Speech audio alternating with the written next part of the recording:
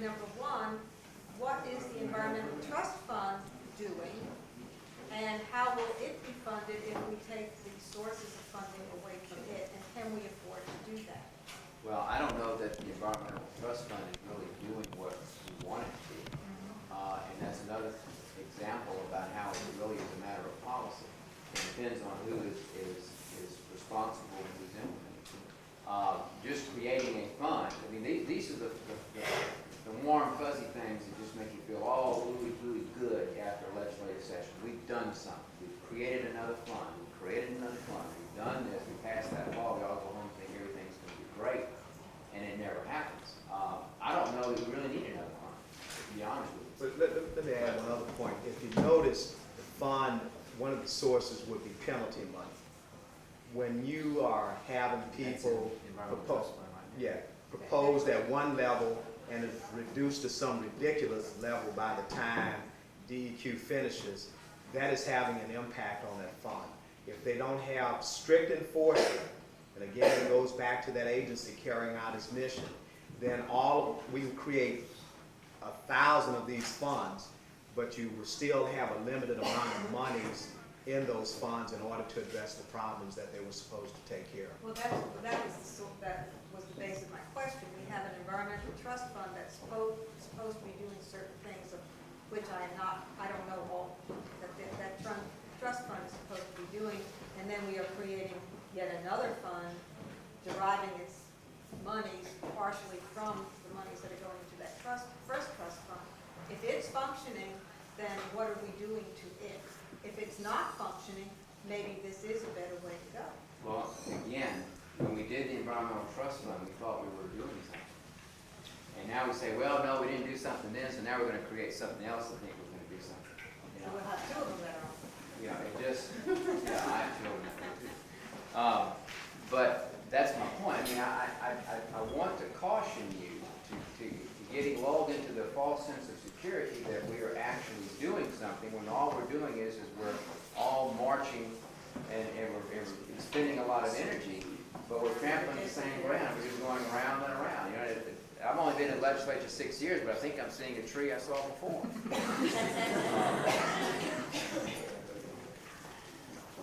Yep. One tree that has been seen before was in regard to the 10-year industrial property tax exemption was SB 44, which Cleo Fields sponsored when he was state senator, I think. Mr. Kazare mentioned at the beginning of today about the industries basically tell us that the local folks are too dumb to work in the plants. Big industries in this 10-year tax exemption are exempted from paying school taxes. When are we going to get at least the school taxes removed from the 10-year property tax exemption so they can start putting some money into the schools? Well, Maybe we can give them some people who are ready to enter these plants. Representative Tim Stein had a proposal, because he was delegate Tim Stein at the time, during the Constitutional Convention. We had an amendment on the floor to do exactly that. And we could not get it passed off the House floor. I co-authored it. We couldn't get it done. And that's a sad scenario. You know, I really, not to interrupt Roy, but I find it very ironic that the industries and you have your business lobby that is quick to criticize the educational system in this state and talk about how they need more. When it comes to funding it, they don't want to do it. You know. And adopting a school and buying a little lab equipment just isn't good enough. And they're leaning heavily on that. And they blow that up big time. But it's a drop in the bucket as compared to what their fiscal responsibility should be when it comes to education in the state. Let me just tell you an interesting statistic as far as Louisiana is concerned. And I was shocked. I was giving a talk a couple weeks ago to a business group about funding education in Louisiana. Louisiana ranks number 12 in the country in the percentage per capita that we contribute at the state level to grades K through 12. Number 12 in the nation. We rank number 49th in the nation in per capita income, but we rank number 12 in what we contribute per capita for $1,000 of income to public education. And that's a pretty darn good contribution. And these are the statistics that have been published by the National Education Association. When it comes, however, when it comes to the local contribution at local taxes to education, we rank number 38th in the nation. And that's due to two things: industrial tax exemption and the homestead exemption. Those are the two primary reasons why. And I find it very ironic that business will come to the legislature and support business legislators who want to go repeal that homestead exemption. But then you talk about even tightening up the industrial tax exemption and taking desks and file cabinets out of the base as far as what's eligible for the industrial tax exemption, and they start screaming all kind of, I mean, oh my God, you know. So, I mean, it just shows you that that's what's going on. And so you've got to just, you know, try to deal with that on a case-by-case basis. I think that there is a sentiment that is building in the legislature to, number one, if not repeal, I don't know that you'll ever repeal the industrial tax exemption. And I'm not sure that you should, to be honest with you. But I do think that there is a sentiment that is building to substantially redefine the base and redefine what taxes are or can be subject to that exemption. Have the environmentalists failed to communicate with the school board members around the state? Because I suspect that's a very powerful lobby with the different people involved with around the parish. Have we failed to join forces with them or to share that message? Or I don't know whether it's a question of failing. I don't perceive the industrial tax exemption to be an environmental issue. At least when I look at it, I don't perceive it to be an environmental issue. So maybe that's just my problem, but I don't think the general legislature looks at that as a, quote, environmental issue. And maybe this is just an example about how these issues just evolve, and maybe it is becoming something that the environmental community and others can join The us. school board, East Baton Rouge Parish School Board, their 10-year plan,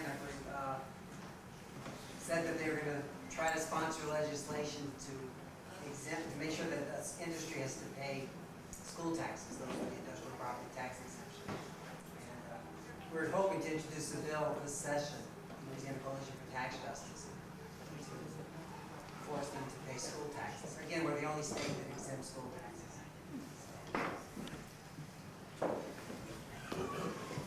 One more question?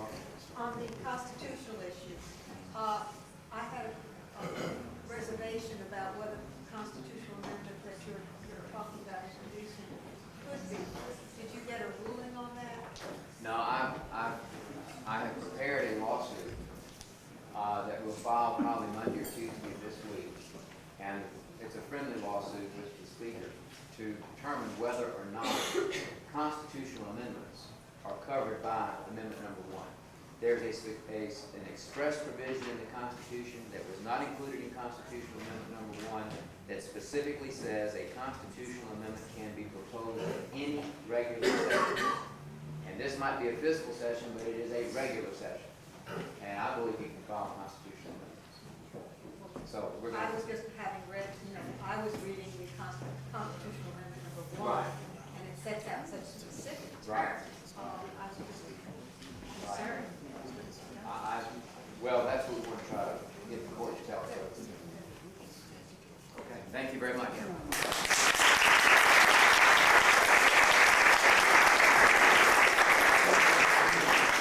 Thank you, outstanding warriors for our causes, I feel, and there's not enough of you, and we really thank you for taking time out of your Saturday, and Randy gets the award for driving the farthest, I think, and Roy's our host here, and Kip's been our champion out in 109-degree heat. Wait, I'm from Scotland.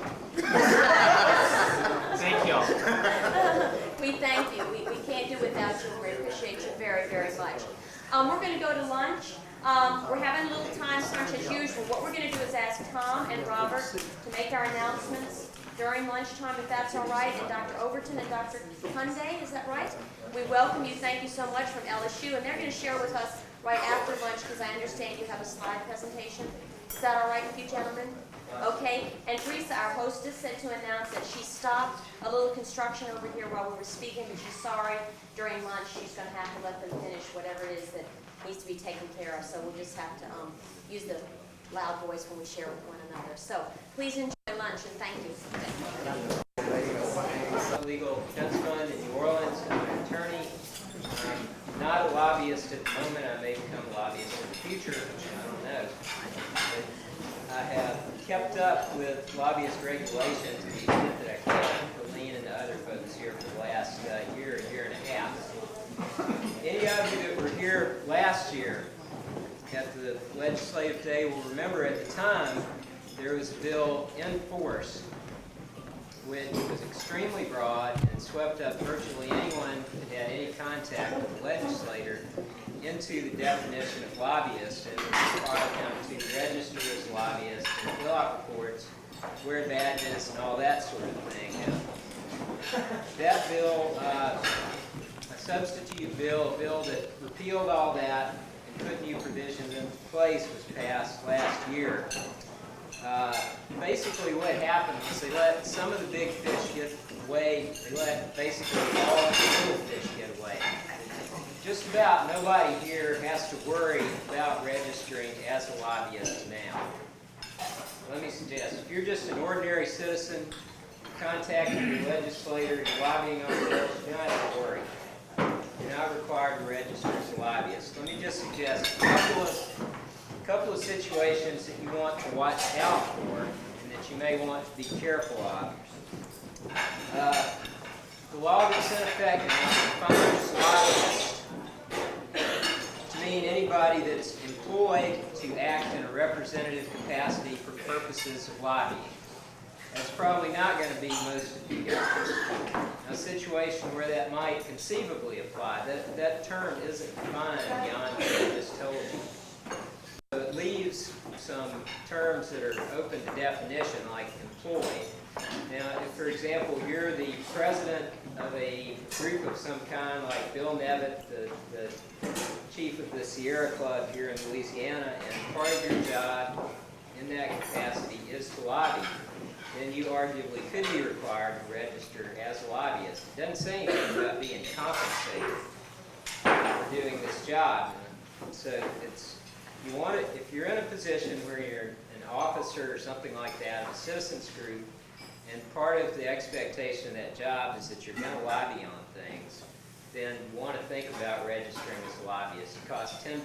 You have to fill out some forms with the Secretary of the House of Representatives. Anybody that thinks they may be in a position where they need to do that, if you'll just talk to me, give me a call at my office. The folks at Lean can tell you how to get in touch.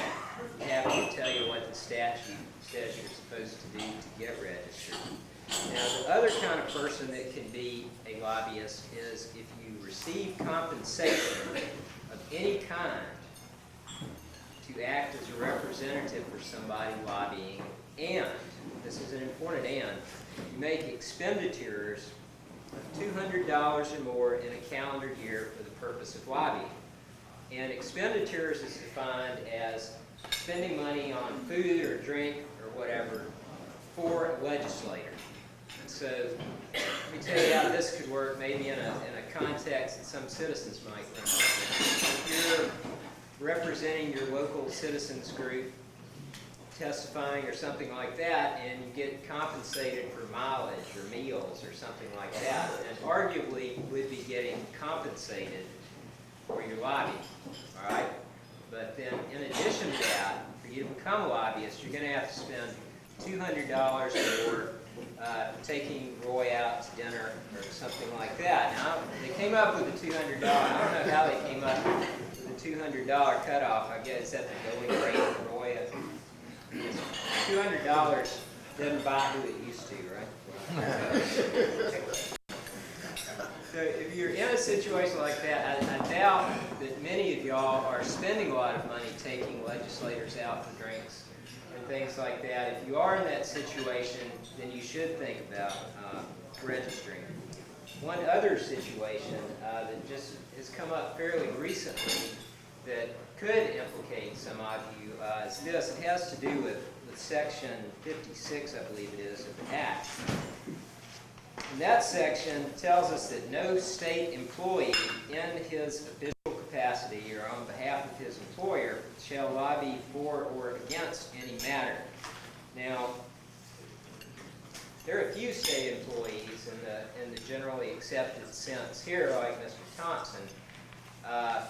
One would not ordinarily think of citizens who hold some appointed office in the state and don't get compensated for it as state employees, but the Louisiana Lobbying Commission, which is a body that's set up by the statute to regulate lobbyists, has issued an opinion in January of this year, the general effect of which is to say that anybody who is on a state board or commission, apparently whether compensated or uncompensated, will be considered to be a state employee for purposes of that section. It's not entirely clear what all that's going to apply to. I guess it could apply to local electoral commissions, it could apply to oil field site and cleanup committee, conceivably, things like that. It's not clear exactly how far this lobbying commission is trying to reach with that. Now, that'll only apply when you're up there saying, I'm here on behalf of the oil field site restoration commission and all that. But if you are in a position where you're serving on some state appointed body, citizen advisory board, something like that, and you're going to lobby a legislator about something that's going on with those folks, then there's, you could fall under this definition. So that's something else to look out for.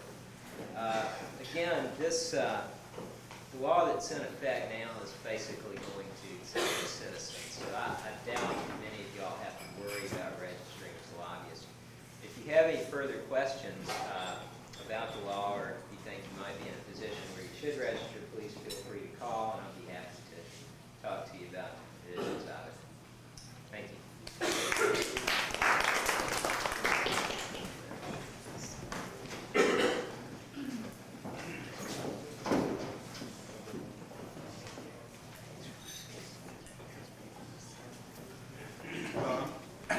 I'm Tom Lowenberg with the Alliance for Affordable Energy, and I wanted to give a brief update on what's happening on energy issues, mainly happening in the utility arena in the state.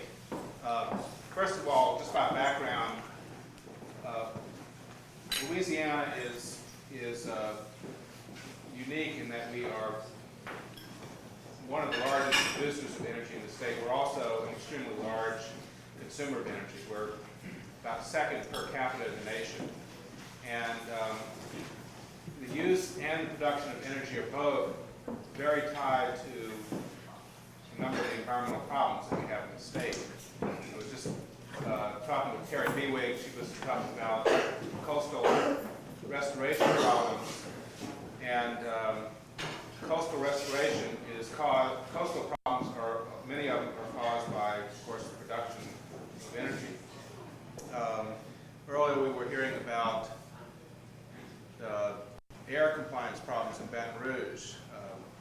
The largest contributor to the ozone problem in Baton Rouge is coal plant, Big Cajun across the river. So the energy problems reach very far in the state, and it's a profound problem because of what policies have been in the past, which have basically been very pro-production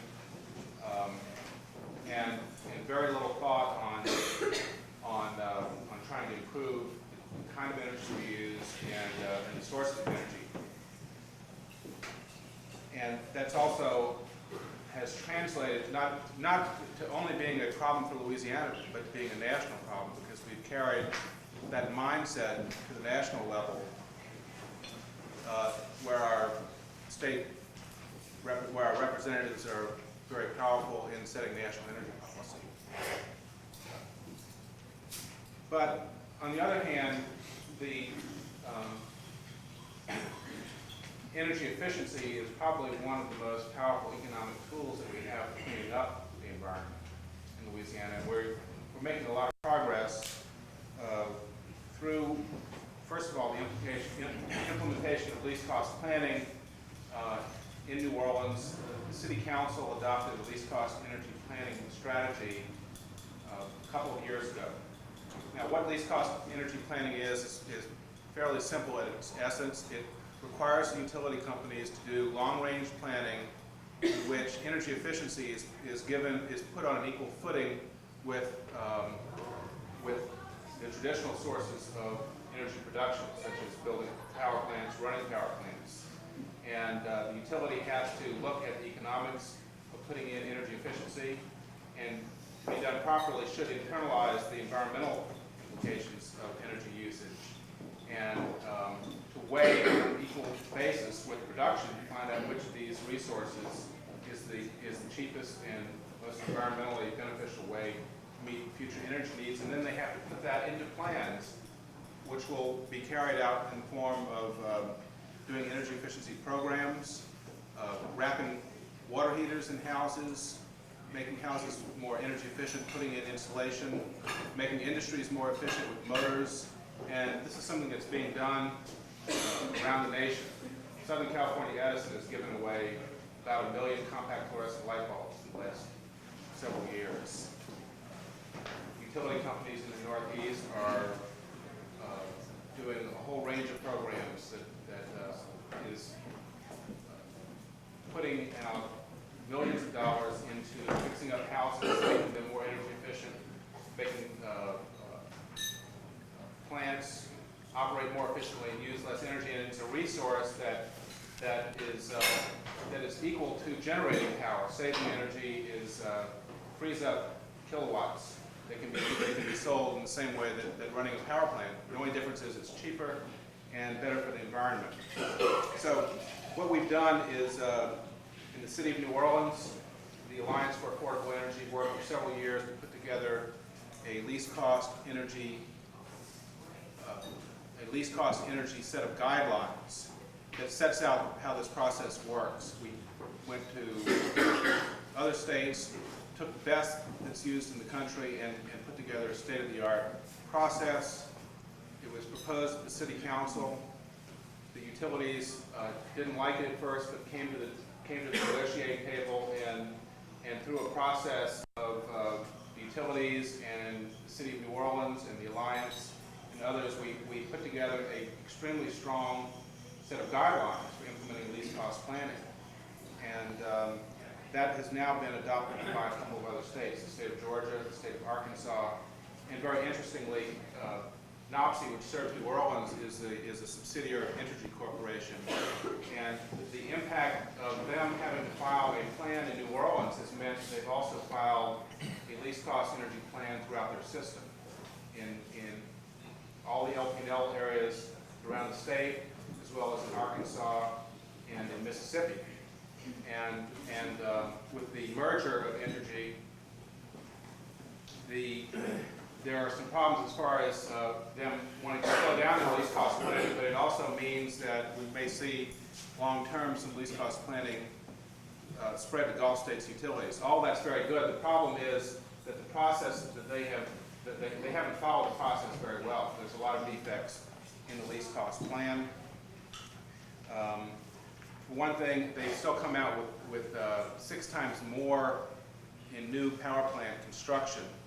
Of their future energy needs will be met through power plant construction as opposed through energy efficiency. They're very strongly emphasizing load building type programs where at the same time that they'll be promoting energy efficiency, they've managed to take the whole area of trying to encourage people to use more energy and put it outside of the process. So they've sort of done an end run. And the result is that rather than making huge gains for the environment, they are actually increasing the pollution levels slightly of what they would have been without it. Not because there's anything wrong with least cost planning, but because of the fact that there is not a lot of oversight at the Public Service Commission level. They have also put a lot of emphasis on just peak shaving measures as opposed to what's called strategic conservation, where they're helping people to save energy around the clock. And they have not also failed to internalize the environmental costs, what are normally known as environmental externalities. These are costs that are real costs, but that are not costs that are normally borne in rates, but they're of course costs that we all have to pay. And I don't think I need to convince anybody here of that the cost to health and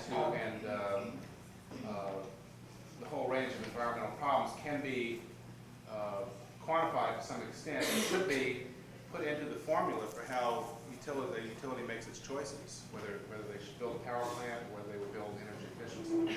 But energy efficiency does stand up as an economic option on its own. So even without that, it should be improving the environment. Anyway, there are a number of defects in it. What we're trying to do right now, we've been through hearings in New Orleans that are evidentiary hearings, that are before a hearing officer, in which the record has been set, and there are going to be hearings before the city council where they're going to vote on the least cost plan. We've been trying to perfect that process. At the statewide level, the hearings have not yet begun, testimony has not been filed, but they're going to be looking toward what New Orleans has done, first of all, and secondly, we're going to be working to build our case before the Public Service Commission. But it's not just what goes into the record and the evidence, it's also how the Public Service Commission perceives their role in terms of people that they're supposed to represent. And historically, the Public Service Commission has been worse than the legislature as far as representing consumer interests or environmental interests. So that's the bad news. The good news is that there are only 5 Public Service Commissioners. And so it's arguably easier to change the Public Service Commission than the legislature. And we have seen that when we bring public pressure to bear, it makes a difference.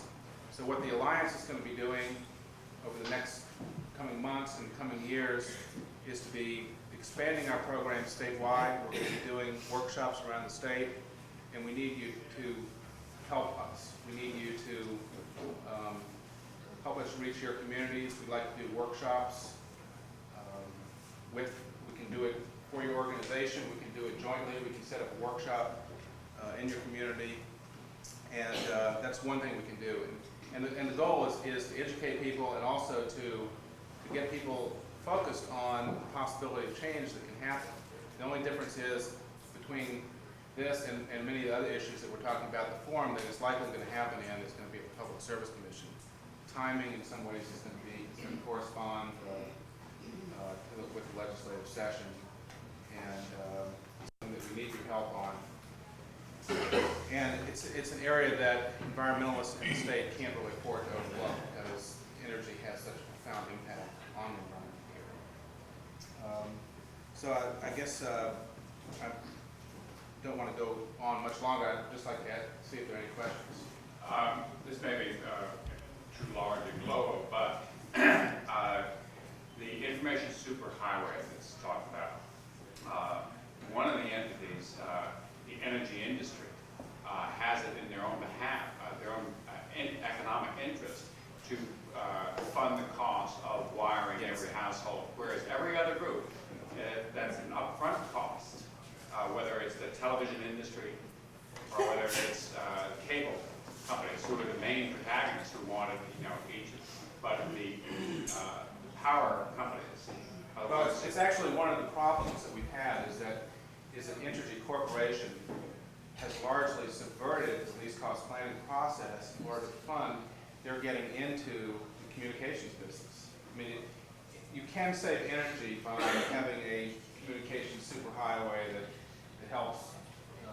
They have a program called Customer Controlled Load Management that can turn off different appliances. The problem is that it's a very expensive way to save energy compared to putting in insulation, weatherizing homes, putting more efficient lighting in homes or commercial establishments or industries, putting variable speed motor drives. All those things are tried and true and can save more energy.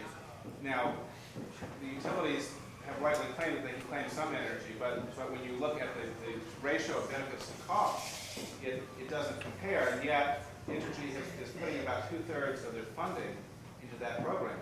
So we are very concerned about them kind of using least cost plan energy planning for getting into a field which ratepayers are going to be paying for their kind of adventurism into. We think that's a mistake, and it's one of the areas that we need to watchdog very carefully. The information superhighway may have its own set of benefits, but we need to not confuse that with something that electric ratepayers should be paying for that's going to be taking resources away from where the money should be spent, which is on actually saving energy avoiding the need to build power plants and to run those power plants once we have them. And that's what's been tried and true, and we can put it into place here. What the utilities have done, they had it in their plan initially. It was very strongly opposed, not only by the Alliance for Affordable Energy and many allies that we have, but the telephone companies and the cable companies are a little bit disturbed by it too, as you can imagine, because they see it getting into their territory. So we actually have kind of one monopoly going against another monopoly, which is very interesting. What they've done is for the time being, they've withdrawn the customer-controlled load management, which is the fiber optics-based technology. They've withdrawn it from the approval, but they're still planning to go ahead with it, fund it for the time being on their own, and then come back later in order to try to cover cost on that. That's very dangerous because it gets us out on a slippery slope of having to possibly pay for something that didn't actually go through the process. The whole point of this is to avoid the kinds of events that happened in the past when utilities went out, spent enormous amounts of money on building typically nuclear power plants, but large power plants, and then came in at the far end, billions of dollars later, and tried to collect those costs. We don't want to see that sort of situation repeated again. The idea is to get public involvement at the front end, and to get regulatory involvement at the front end, so that we have some say into how these decisions are being made that affect all of our lives and that affect the environment. So that's why we need to play an active role in this. Otherwise, they will sort of repeat the past. Anything else? Anyway, I've got some newsletters, Bright Ideas outside on the table. I think I've got some here also if anybody would like them. I hope you'll take it if you're interested in working with us to do a workshop in your own community, or interested in helping us at the Public Service Commission. We do need your help, and it's something that is every bit as important as involvement with the legislature. It's just a slightly different forum, but we do have an elected Public Service Commission, and they respond to packing the room with people just as the legislature does. Thank you, Tom.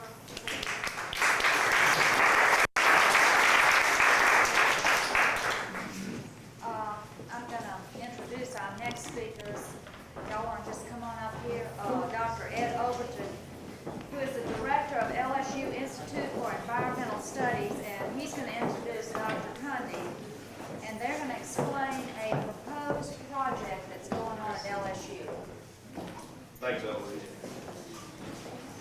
I guess this morning you heard solutions to environmental problems through legislation and regulations.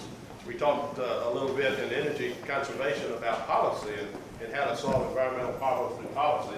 And what I'd like to just introduce you to is a new program that we are initiating at LSU. We, meaning LSU, I'm only peripherally involved in it, but it's hopefully solving environmental problems through science and engineering. So that's the other trilogy here in meeting the mandate. And I'm going to introduce something which I suspect some of you would consider a four-letter word, and that is incineration. The fact of the matter is that the industrialized worldwide produces hazardous waste in quantities that we cannot destroy and get rid of unless we destroy it by thermal means. We want to try to do research such that this process, this thermal destruction process, can be done as efficiently and as environmentally safe as possible. And let me give you an example or analogy of what I'm talking about. Back in the mid-70s, automobiles were mandated to achieve certain corporate fleet average mileage ratios. And we were all told at that time, and I think most of us will remember that there was no way that we could achieve these miles per gallon and the consummate savings in energy and the consummate savings in pollution reduction. The car company said no way. But what happened was the microprocessors came along, and now virtually all of the cars that we drive today are run by a computer. The amount of gasoline that's injected into the engine, the emissions coming out the back, everything is run by computers. And if I could give you an analogy for what I hope this project that Vic's going to tell you about will do is, I think incineration is a 1970 automobile, right? It is basically the same process in incineration worldwide that has been done for years. We think that modern technology, computer integration, can make the process, first of all, more energy efficient and more thermally efficient in the destruction. And so we'd like to tell you about a research project that is being initiated. I guess it started with some state funds called the so-called 8G funds, and then we got some matching funds. We actually got a small incinerator donated. So I'd like to introduce Dr. Vic Cundy. Vic is the chairman of mechanical engineering and the principal investigator on this project. I guess Vic is probably one of the foremost authorities in thermal destruction in the United States. So I might add, he's going to tell you a little bit about that. And if you have other questions, here's the man to ask, because he's as knowledgeable as anybody I've known. Thank you, Ed. Charlie. As Ed says, we're going to talk to you today about a pilot scale, what I'm going to call a pilot scale rotary kiln incinerator that we're proposing to put in at LSU. I will talk a little bit about how that fits into our scheme of things in terms of research and the kind of research that we do. Again, my name is Vic Cundy. Art Sterling is also a principal on this project and has been involved with me for the past few years. He's a professor in chemical engineering and is the associate dean at the College of Engineering. Charlie Cook, who's running the slide projector for me today, is our project engineer. He just recently got his PhD in mechanical engineering in December under my guidance and has decided to stay with us for another year while we bring this project hopefully online. Graduate students, we have Larry Mercier over there. Larry, you might want to stand up. He's involved in the project, and we have another fellow, John Earl. One of the things we did, this project was funded, as Ed said, by LEQSF money back in July of '93, roughly. And one of the things we immediately did was put together an industrial advisory board that has members who we have listed here, DEQ, some of the local chemical concerns, a company named Constantherm, you'll understand more in a little bit why we have those on there. And then also we're going to have a member from the Citizens Advisory Board serve on the Industrial Advisory Board as well. We've recently, within about the past 2 months, formed a Citizens Advisory Board. Ed Overton is heading that up for us. Pam Castor, Eloise Wall, and Paul Davidson are the current members on that board. The idea is that we want to get feedback not only from industry, but we want to get feedback from the public as we proceed through with this research project. And as a matter of fact, it was Pam Castor's idea that we come to you today and talk to you a little bit and tell you about some of the things that we have going on. Let me tell you a brief history about our research at LSU. I've been involved in incineration research now for about the past 12 years. And the whole time, I view my role in it is to try to get a better understanding of thermal treatment processes, which to me not only include incineration, but also includes low temperature thermal desorption. And I think that is an important technology that is now coming online. Our goal at LSU, the long-term goal, is to be able to develop what I would call a predictive capability, and I think a key word here is reliable. We would like to be able to develop computer models that can reliably predict what will happen in the field when you do this or do that or process this waste or whatever, in order so that you don't have to go out and do these things in the field and then see what happens. Our approach has been to do this through what we call 3 scales. The first scale is lab scale, and you might think of that as almost like little Bunsen burner type studies. At the other extreme is field scale studies or full scale studies, and we have been very fortunate here in this state to be involved with a company that is allowing us to come out and actually take full scale measurements in their incinerator, and it's the only one in the country that's going on that's allowing people to do that. Obviously, you can do a much more controlled experiment back here at the lab scale than you can at the full scale, and you can also do a heck of a lot more experiments back here at the lab scale than you can at the full scale. But the problem is making sure that the lab scale study has some touch with reality. And so that's why we've also become involved in what we call pilot scale studies. About 1985-86 timeframe, I took a sabbatical leave from LSU and went up to the University of Utah and help them develop the pilot scale unit that I'll show you here in just a minute.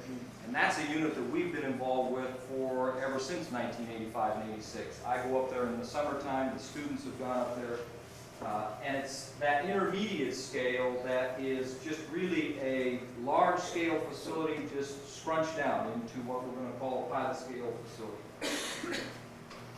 This is the University of Utah Rotary Kiln pilot facility. It's stands about 4 feet high, and it's about 4 feet in length.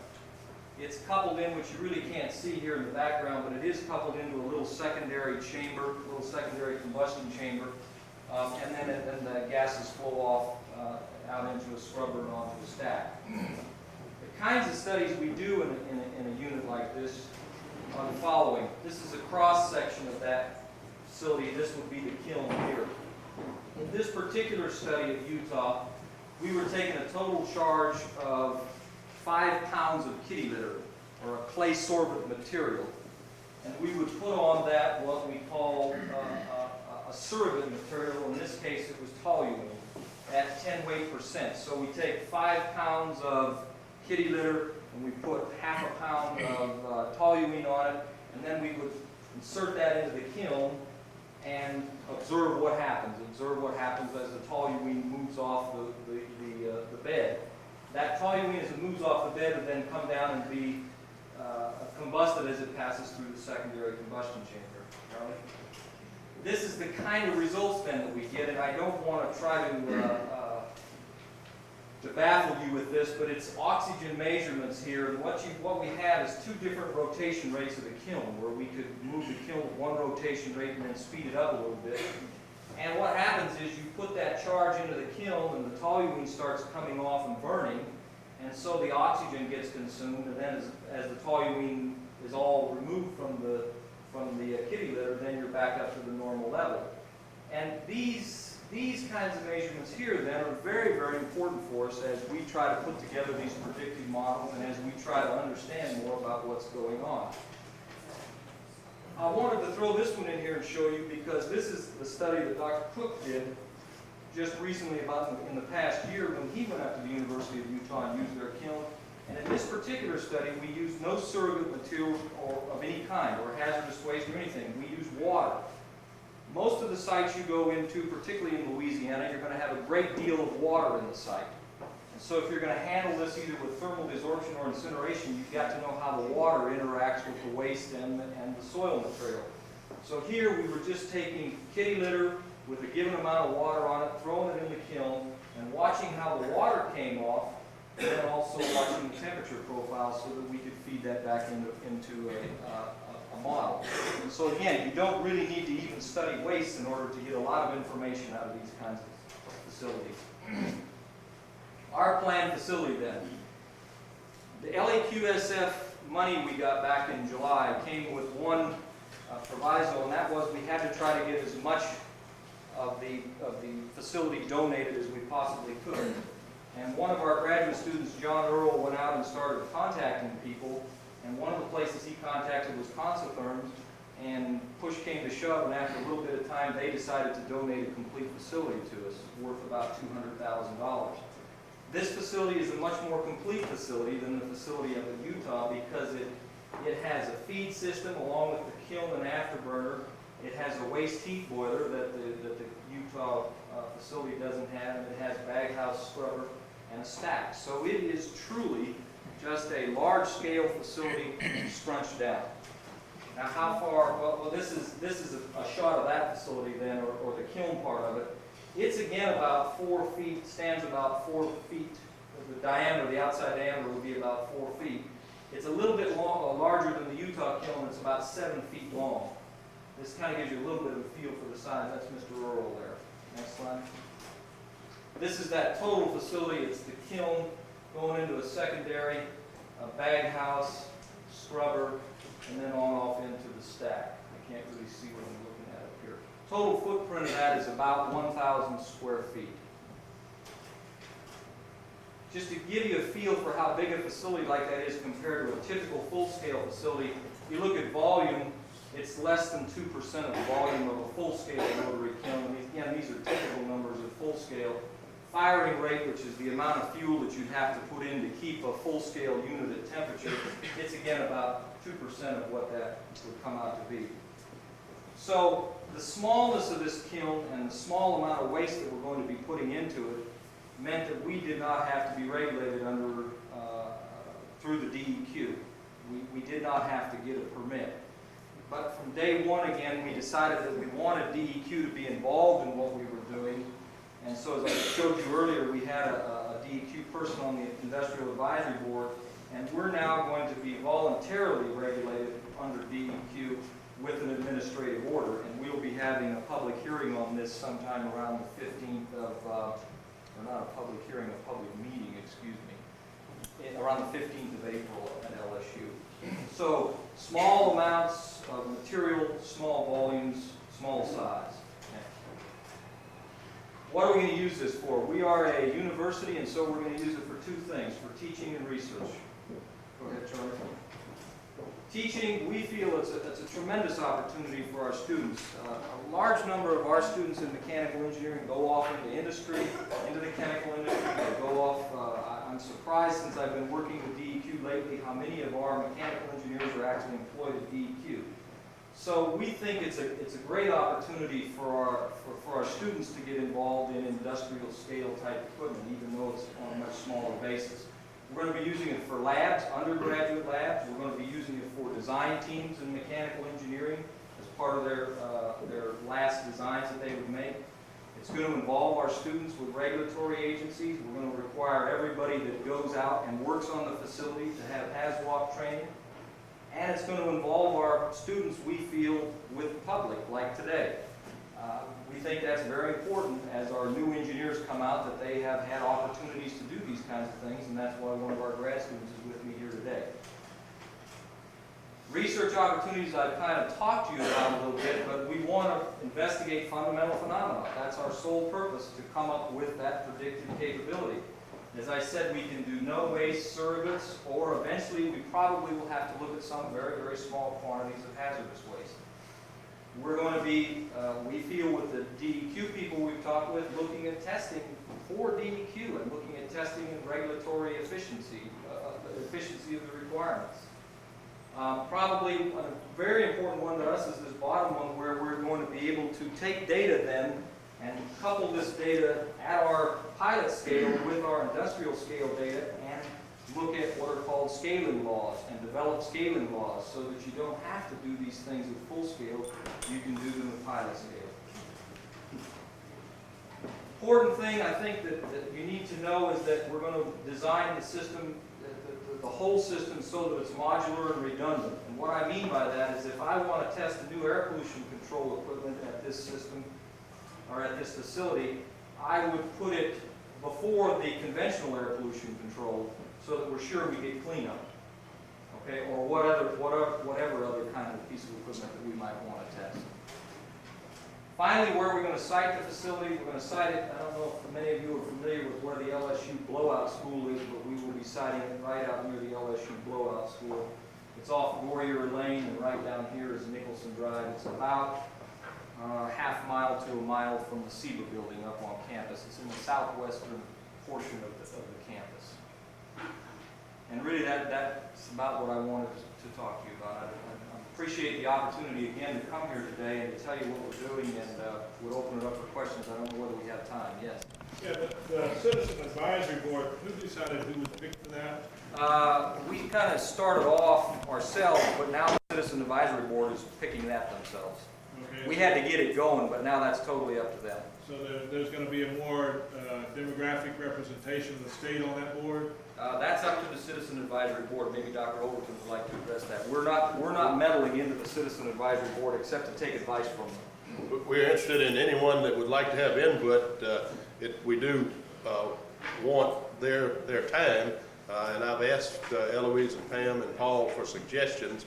We don't want to get the Citizen Advisory Board so big that it is unruly, but we certainly want and accept and desire to get any kind of public input that we can that will help in understanding this technology, using this technology, and applying this to solve environmental problems both in Louisiana and, of course, our goal is not Louisiana per se, but solve environmental problems for the world. But ultimately, if your research turns out, ultimately what you produce will be placed somewhere out in the country, probably within a mile of some community. Oh, And I absolutely. know that on your Citizens Advisory Board, I don't think a single person on that board lives within 15 miles of hazardous waste incinerator. And there's a long- I live within 15 miles of hazardous waste. I live How within about a half a mile? I live within 2 miles. The point is that the persons that you're depending on for citizen input are not people with experience living with a so-called state-of-the-art incinerator, which yours will be another state-of-the-art incinerator.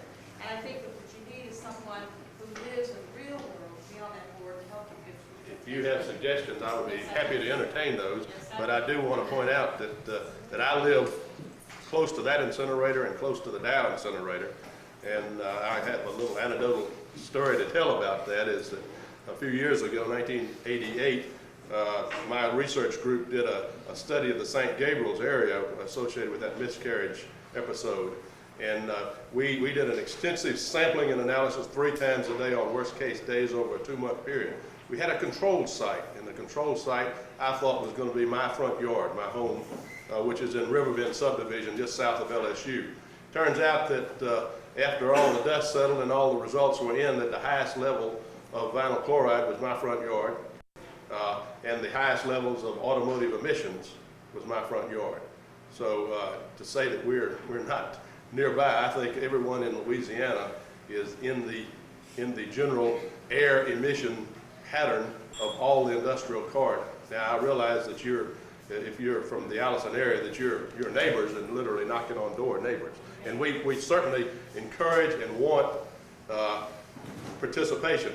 This is not a political action committee. This is a committee that is associated with trying to produce state-of-the-art and meet concerns of the citizens as well as the technical concerns. That's exactly the point, sir. That's exactly the point, that you're trying to produce state-of-the-art, something that's going to meet the concerns of the citizen as well as perform a function. That's right. And again, it's living with an incinerator that counts. I think it's important that you know too that we're not just doing this research for new incinerators. You know, our work is hopefully going to improve existing incinerators too. And I mean, I'm not questioning that. I'm questioning the fact that if you're going to be doing something, let's make sure it works. And that means you need input from those who are most affected, those who live with the situation and are aware of the problems. You see, it's one thing to have it on a book. It's another thing to say, hey, here's this state-of-the-art incinerator. It operates this way, and et cetera, et cetera, et cetera. But then you live next to it, and you know it doesn't always operate like that. And you need that kind of input. If you don't get that kind of, if you shut your minds to that kind of input, then you're just part of the problem. That is precisely the reason that we're doing and trying to do research, that you can monitor, and that the analogy that I gave you about the automobiles in the monitoring real time, that data that Vic showed where you had the drop off in the oxygen emissions, the significance of that, by the way, is that when you're burning something, and if you use up all the oxygen in an incinerator, it doesn't burn. And so that loss of oxygen represents that material being swept out. And that's exactly the type of work that we want to do in this incinerator. Monitor it so that you adjust your feed in to maintain effective combustion levels, both in the incinerator and at the stack that's coming out. And that is a beautiful example of why research is so necessary to take us from current state of the art. Now I sympathize with you what current state of the art is. I'm living in Dow's wind shadow. But if we don't do the research, we're not going to get there. I didn't say no. I know, and that's what. It seems to me like you keep avoiding the point and beating around the bush going other places. Where are we going? I don't know where you. No, well, the point is, though, I mean, the industrial, or the Citizens Advisory Board can be expanded, man. That's fine. We would encourage it. Yeah. Yes, ma'am. I think that the point is that it needs to be expanded. That's fine. Yes. That's one of the time. And I suspect, I know these guys are, those folks, and y'all got that message. Sure. Yes. I agree that it needs to be expanded. I also don't want to see some of the things that happened during the air study that was done in St. Gabriel. The plants knew when y'all were coming. They were down on turnaround. No, ma'am. Yeah, those plants were down on turnaround. Okay, now, excuse me, they did not know, absolutely did not know. We didn't know when we were coming. And there's no way they could have known. We had a 2-month period, and if they were down during that 2-month period, It was not a representative sample of what goes on, and guys weren't saying that. it may not have been, and we did it with $25,000, but nobody knew when we went. We didn't know the day before when we were going, and we picked the days. They were 5 randomly chosen days. They were picked on weather conditions. That is, we would never pick a rainy day or a worst case day. We selected the sites for that study, and we selected when we were going, and we didn't tell anybody before we went sampling. So don't, All I know I mean, is you the might, plants were down for turnaround. Somehow they found out. because no ma'am. most of the plants in If that they were area- down the whole time, if they were down for a 2 months period, and nobody told us, but They had rolling turnarounds in that area. yes, sir. Yeah, is LSU doing any type of research on waste minimization and eliminating waste altogether other than decide or at the end of the pipeline as we start at the beginning of the pipeline? Yeah, I think the Institute for Recyclable Materials is But doing it has- some of that. Yeah. And hazardous waste also. Are you trying to eliminate hazardous waste at LSU in your research? Well, there are a variety of steps that, and a lot of people are involved in it.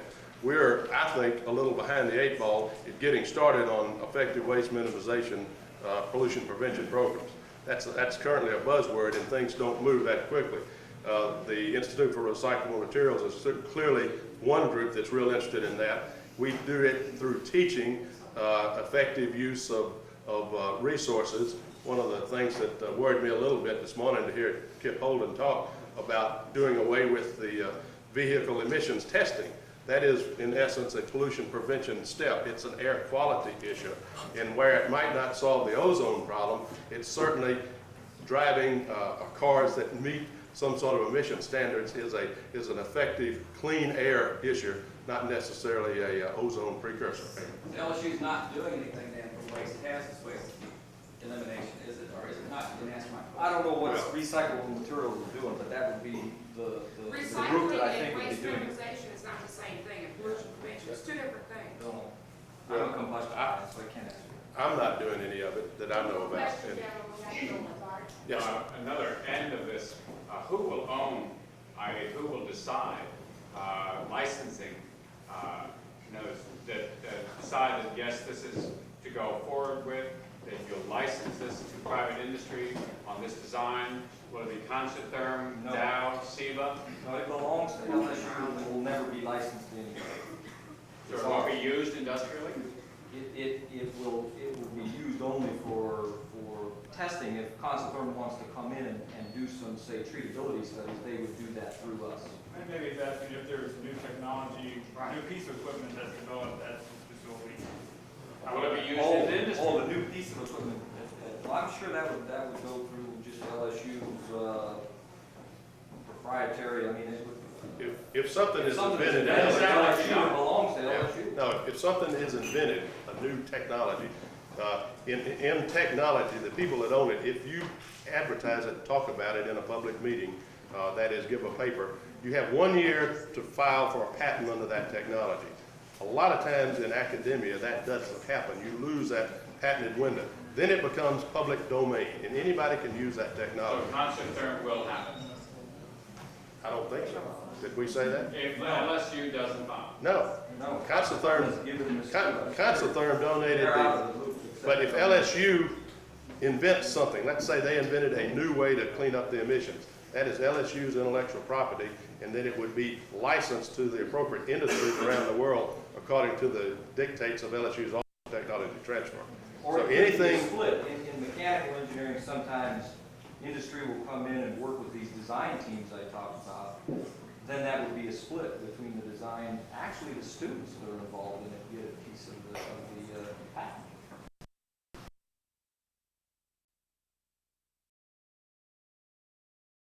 All these concerns are important. But my concern is, you talked about kitty litter and some tiling in testing this? I mean, what kind of chemicals are you gonna be testing? How much of these chemicals are you gonna be using?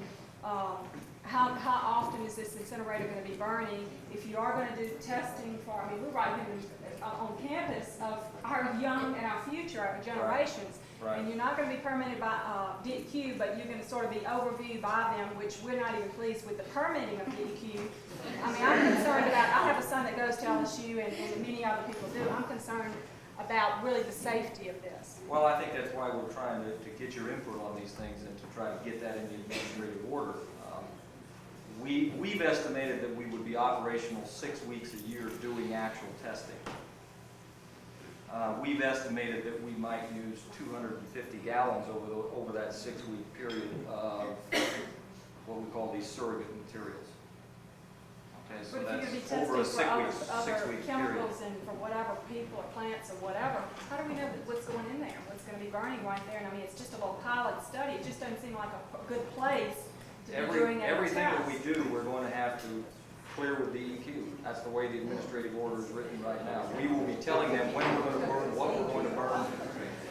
That's not afford me much thinking. That would be my concern. It really would be more knowledge of what you're actually going to be burning, like you said, the amount of time and the warning for people and what kind of safety mechanisms if you do have a problem or a blow up or whatever. I mean, I don't know what, you know, plants all have those kind of background. We are developing those kinds of things, the safety contingencies. Yes, and we're working with the Office of Campus Safety on campus. If you, these type of concerns, I'd like to get them in writing or tell you what, and get them to Eloise, Pam, Paul, or myself, and I'll suggest other names that I'll be happy to include on the Citizen Advisory Committee. But that's exactly what the function of the Citizen Advisor is, to take these issues and then get answers for them, force them into the design process, and then turn them back. That is precisely what we want, because we want students, as they are trained, to understand that, right? We're going to have to face the fact that incineration is here to stay. Let's make it as safe and as reliable and as efficient at solving environmental problems as possible. So any issues like that from anybody in the room, and we're going to be having, again, a public meeting around the 15th of April. Could you give us an address where Dr. Overton can write you or one of the other gentlemen? Let me give you and my announce card. it to the group, please. And then, Okay. Dr. Overton, room 42, Atkinson Hall, LSU, Baton Rouge, 70803. Let me give your phone number. 388-8521. Okay. So I suggest that we be involved in this, and anybody who does have time, Teresa or Florence, in particular, those folks have certainly worked on an incinerator that was coming here, someone who lives on an incinerator. I'd encourage you really, or anybody else who would want to be involved. I think it's really important. Teresa, everybody's point was well taken. Thank you, gentlemen, for coming. Thank you. Appreciate that. Okay, how we doing? Hanging in there? The pie's kind of weighing you down, huh? Me too. Okay, we have Jim Thompson from DEQ. I want you to know that, also, I'd like you to know about the folks we invited who were not able to be here. Representative Sammy Terrio was going to come here, but he became ill, and apparently his doctor, it's not life-threatening, but his doctor told him to rest, and so he wasn't able to make it. Senator Tom Green also wanted to be here with us, but he had another commitment, so they all sent their hellos. We asked our new secretary to speak, and he wasn't able to be here. This is a weekend, and he's out of town, apparently. And the deputy secretary was coming, and something happened to Mr. Gordon. So I think that Mr. Thompson deserves a round of applause because he was brave enough to come, because the other folks didn't make it.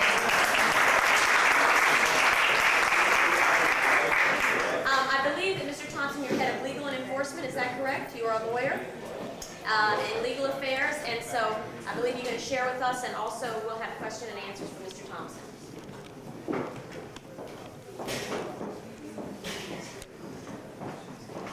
I guess all the legislators have gone, and I wish they were here in one way and another way I don't. The problem that I have is that under the new interpretation of lobbying, I can't tell a legislator what I think about a bill, what the department's position is on a bill, or how I think the bill will affect the environment. that would be lobbying and subject me to a $5,000 fine. So since they're not here, I guess I can ask y'all. The only thing that, this is, as I understood, a legislative meeting. This next session coming up is a fiscal session. We have basically two pieces of legislation we're going to propose. It both have to do with cleaning up hazardous waste sites in the state. You should realize that we have approximately 600 known and suspected hazardous waste sites in the state.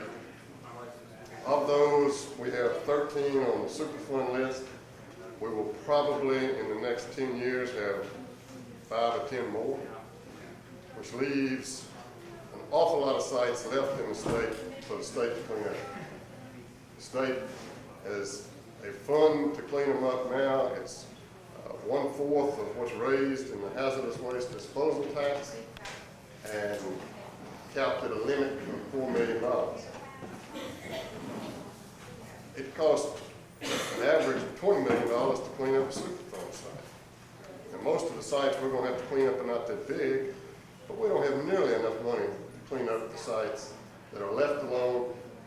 If there are PRPs there, we can clean them up.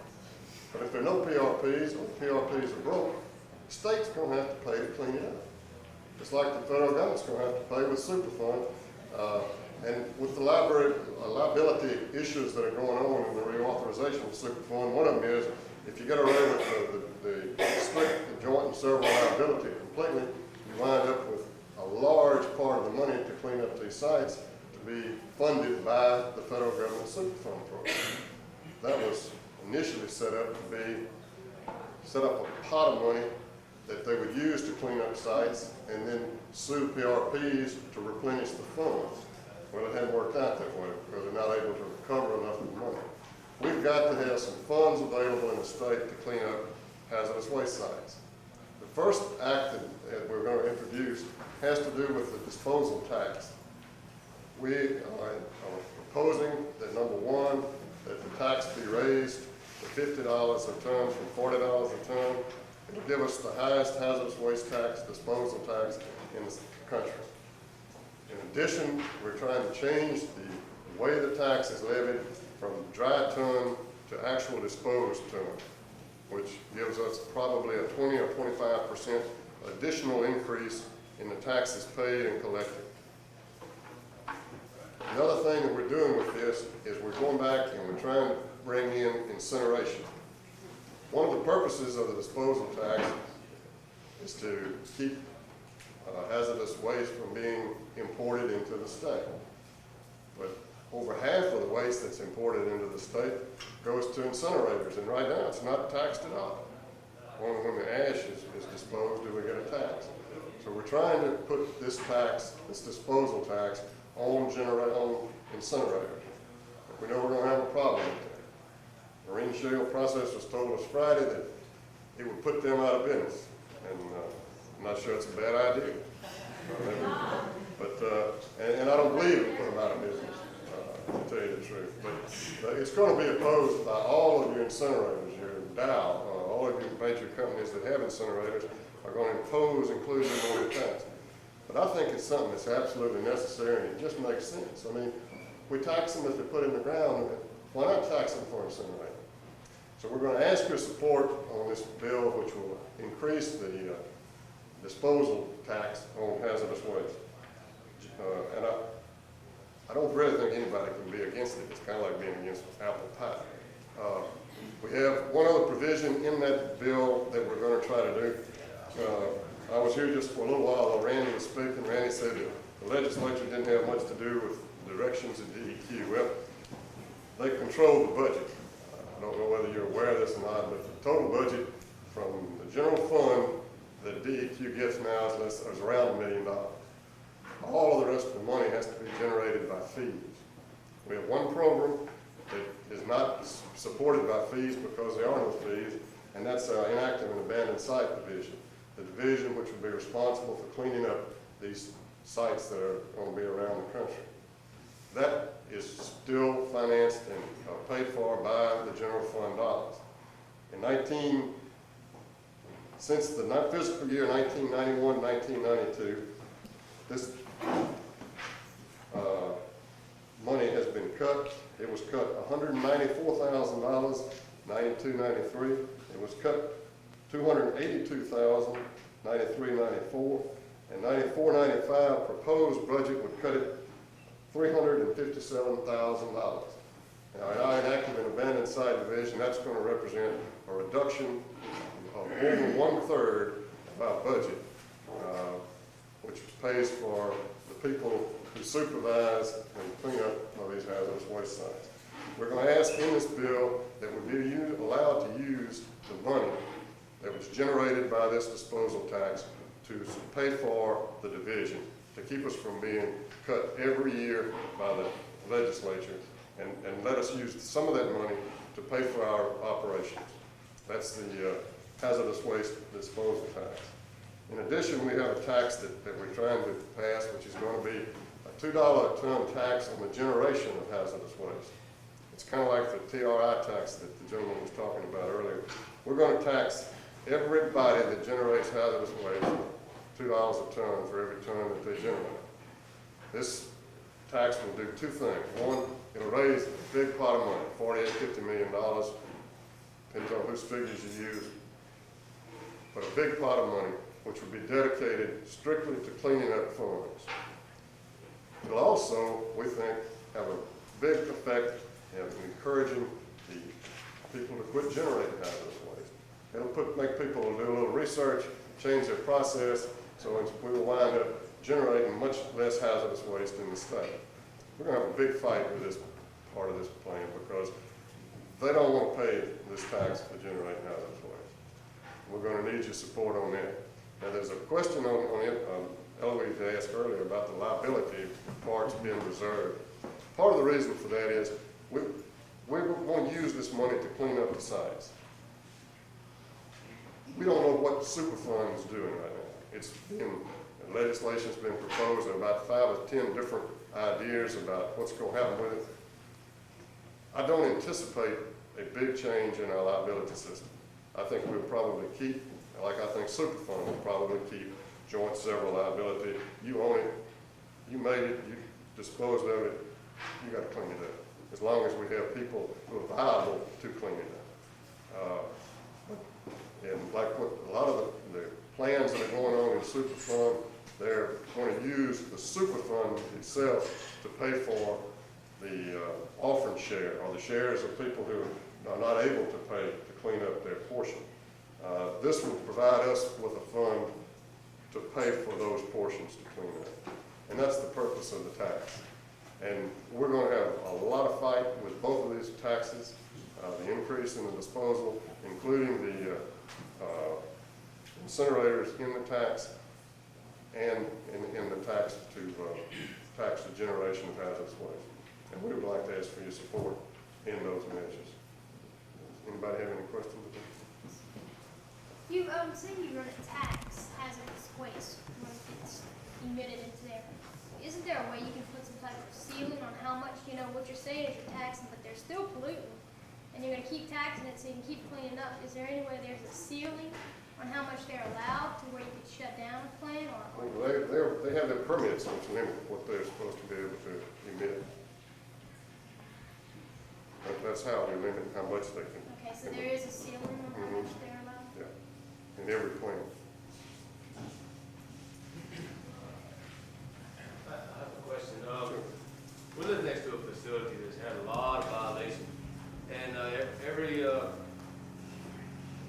piece of paper that changes hands back and forth from DEQ or DNR, whatever the regulating authority is, always quote what the fines and the penalties are for these violations.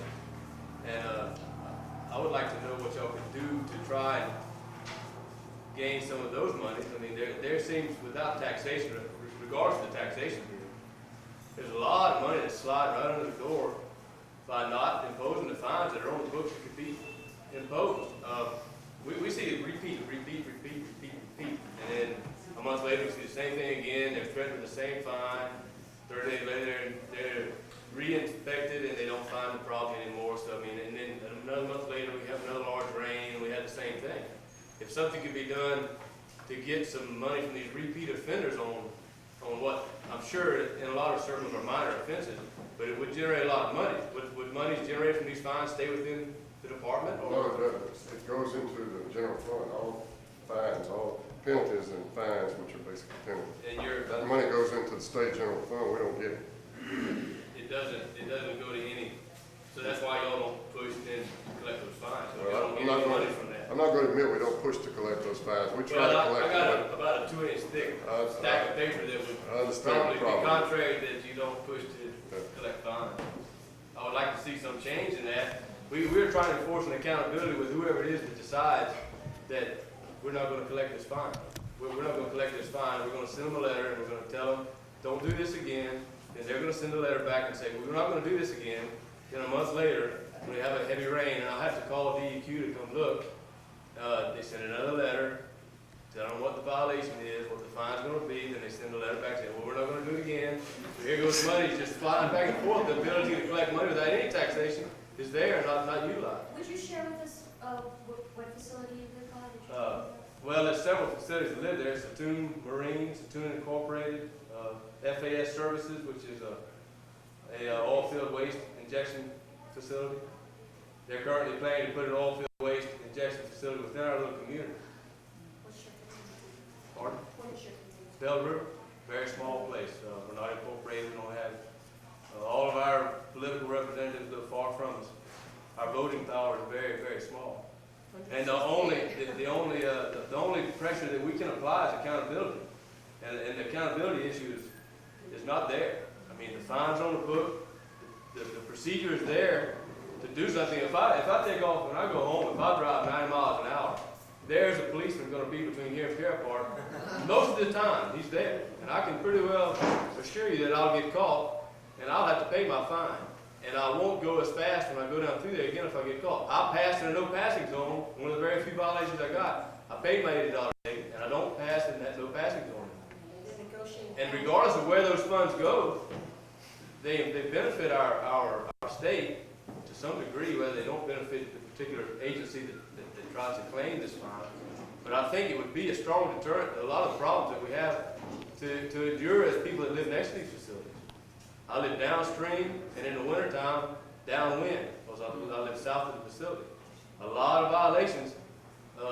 It's disheartening to see that the regulations are there, but they're not enforced. The enforcement's not there. There's a lot of regulations that, if they were followed, would resolve our problems, but they're not enforced. And that concerns me, and I just want to express that concern to you as someone that lives next to me. Go ahead. No, I'm done. Please go I have on. to do tell what he's saying. Yeah. I have to admit to you, I am 42 years old, and I didn't realize how illiterate I was in environmental concerns until I sat in this room. And it wasn't until it hits our backyard that we realize what people can do to you. And I thought the DEQ was there to protect us. I have no confidence in the DEQ anymore than what I have in my officials in the City of Independence. If they would have enforced the City of Independence to take care of their sewage problem years ago, they have not complained for year after year, we wouldn't be faced with what they want to do us now. They want to move their current facility onto our road and put it in our backyards. And it's because the DEQ failed to enforce the compliances that we have to battle with this today, and we shouldn't be faced with it. And why is hazardous waste $2 a ton? Why?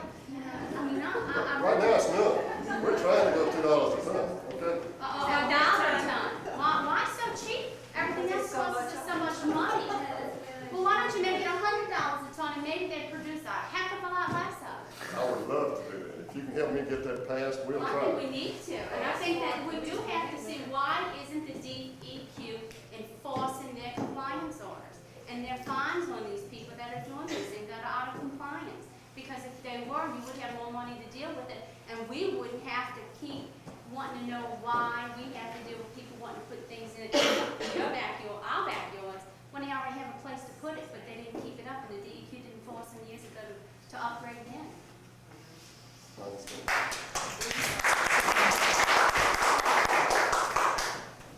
Yes, sir. Well, she's absolutely right, and I understand that the enforcement is down 70 to 80% since Edwards came into office. But I wanted to ask you, I understood that part of the fine, the money, is supposed to go into the Alternative Technology Trust Fund so that we can develop more efficient operations and not just concentrate on the waste that's being produced, but how to cut back on that. What happened to that money? I don't And know. that office, If that's true, I don't know that. that's what the DEQ informed me, that part of that money was going in. Well, it's on the books. I mean, I've got the legislation to show it, but Maybe, I'm not. is there indeed an alternative technology office? No, I don't know. But I do the legal, okay? The guy that knows that answer is not here, he's out of town. I'm sorry. I think part of what, Darlene was driving at, has to do with the issue that filters all the way down to DEQ about unfunded mandates. We're talking about regulations being passed that by the time it gets down to the municipal level, it just, I'm definitely not defending your municipality, but I'm telling you why this happens. By the time it gets down there, those small, government, entities, the small community entities don't have the money. Usually they've got an old decaying infrastructure. They don't have the money to upgrade it to the standard. So what happens is they'll go along, they'll pay a little fine, and maybe a few years later the fine will get a little bigger and a little bigger. When the fine finally gets big enough, somehow they float a bond issue or they pass a special tax, and then that has to, take a look at your community is to pressure your local governments and pass taxes if you need to. I told them about something that happened in St. Tammany with sewage treatment. We had to pass a special assessment to get it done. Virtually everybody's gonna have to. But your job is to go out and convince the other people in the community that it's worthwhile enough that they're gonna have to open paper hands and take them out of their pocket. And they're gonna have to put that quarter a month or whatever it is on the table. You're gonna have to pay for it. It's not, you can't just turn around and blame your local government. They get their money from you. Well, we deal with, ours is even a big issue because we're on the outside of the city limits, so we're not even able to use the facility. I'm familiar with your problem, and you got a problem. And you've been getting DEQ's been getting quite a lot of correspondence from you on this issue. So we're not only, we're insulted also by the fact that they want us to house it in our backyard and not be able to use it. No, I know, I understand it, but no, and as I said, this having. And I'm still, each municipality That's is not our different, idea. right. Each municipality is different, but the fact is, I do believe this one would have moved a lot quicker had the DEQ made them enforce a fine on it, because they've never had, from the knowledge, what we've looked into, we've never seen where they've actually had to pay any fine whatsoever. That's actually a problem, I think, with EPA. EPA handles the sewer problem more than DEQ. And EPA is the one that's fined East Baton Rouge Parish. We're getting more into it. We're getting delegation. We'll have more and more of it. But a lot of that problem has to do with EPA. Okay, just 4 quick points, the young man over here. You feel isolated by yourselves, and maybe you are in that little neck of the woods. But one of the things we're doing here is we're trying to bring all these little isolated people together so that our voices can work together. That's the whole point of this. And then you're not nearly so isolated as you may think. The young lady over here, I think it's a classic example of what she's about to suffer. They're going to take the sewage treatment plant and put it in her backyard and make her life a living hell for the good of society. So she's going to have to suffer for the good of society. That's a classic case of environmental injustice. And if it's so important for the good of society, whether you're talking about a sewage treatment plant or a hazardous waste incinerator, if it's so important for the good of society, then you must take care of those people who are going to be made sacrificial lambs. They don't care to be sacrificial lambs, so by God, get them out of there. Give them compensation so they can go somewhere else and live their lives the way they want to. Next on enforcement. Why is it that DEQ has far more personnel dedicated to permitting and so few to enforcement? So you permit all these facilities, and then you can't regulate how they're actually operating. They get out there and they're causing us all kinds of problems. We had a classic case in our community just a few nights ago. And you haven't got enough people out there to go out there and check to make sure that they're operating according to that permit. Why even give them a permit until you can make sure that they're going to live up to it? And finally, relative to the taxes, these are good things, all these hazardous waste taxes and developing this fund. But as you well know, the legislature has a real aversion to passing any dedicated taxes. They showed that very strongly, I think, in the last year. The problem is they And did yet- so much of it at one time that just. Right, and yet this is something that's very definitely needed, because if it just goes in the general fund, who knows where it's going to end up, right? So what tactics or what plan do you have to try to make sure that you're able to pass a dedicated tax, which is needed for the state? We're just gonna do our best. We don't, they tell us that they're not gonna steal from them. They did, on the first, the hazardous waste disposal tax, initially that started out, all of that was going in the fund. We wound up with 25%. We're gonna try to get all of this hazardous waste generated tax put in the fund. The governor said he's gonna help us do that. That's all I can do. Regarding enforcement, did you make the statement that fines that are collected go into the general fund? Yeah. Am I wrong?